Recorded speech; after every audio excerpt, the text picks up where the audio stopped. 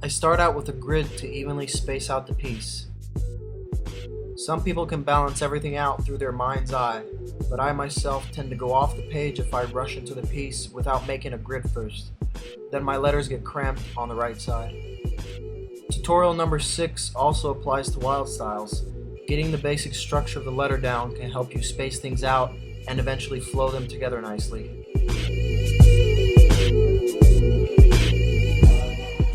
I'm adding a line at the top to make sure I've got an even height across the whole piece. All this spacing is really just practice for being aware of what's going on throughout the piece. It's not what you must do. Right now I'm seeing with my mind's eye how I might want to flow the edges of the G and the R together, and once I've decided a basic flow, I try it out by altering the letters a little bit.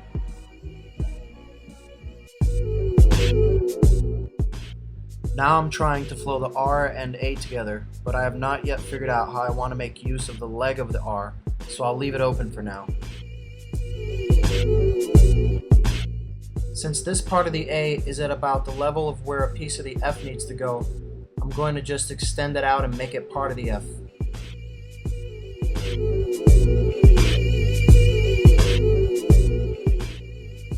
Now I've decided to swoop the leg of the R under and connect it to the A, but I'm not going to perfect it yet. I'll leave that for later just in case I create something else that it may flow with.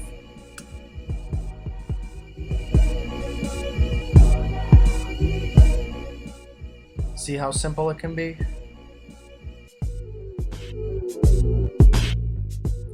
I keep adding extensions and connectors in a flowy way and keep looking at the piece as a whole to see if I feel where something else should go.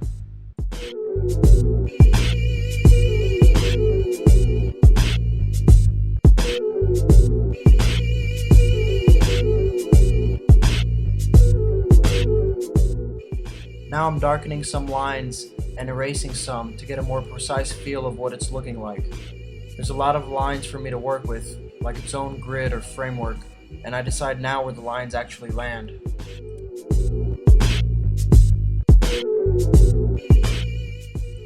You may also get confused by all the excess lines, so just erase some here and there. Sort of sculpt it out with your eraser.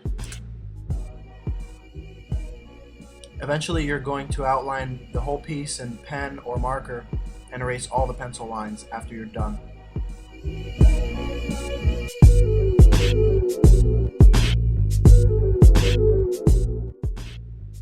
I'm putting this here to fill up the empty space just because I feel like it doesn't look right.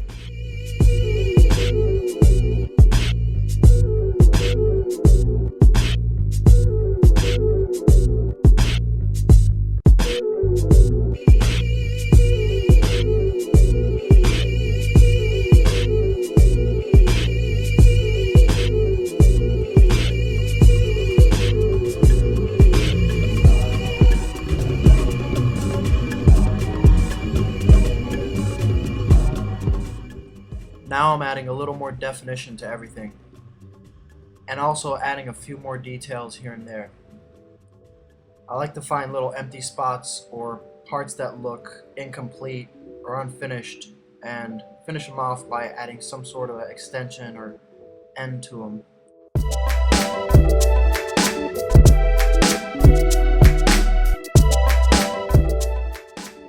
Now I'm erasing a bulk of these lines just to get the feel of what it might look like once I add the pen work in.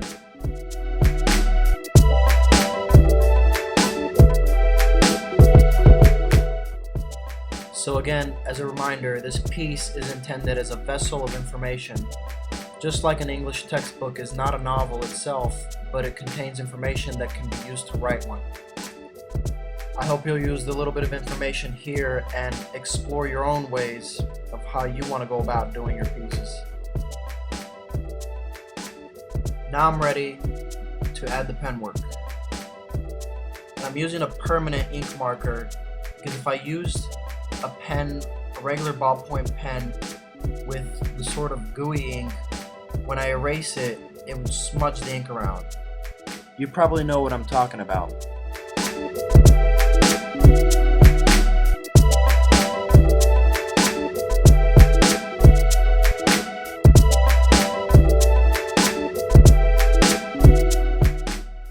you're going to color in your piece with alcohol-based markers, use the same markers to outline the piece, because otherwise when you fill in, they will smudge the permanent ink.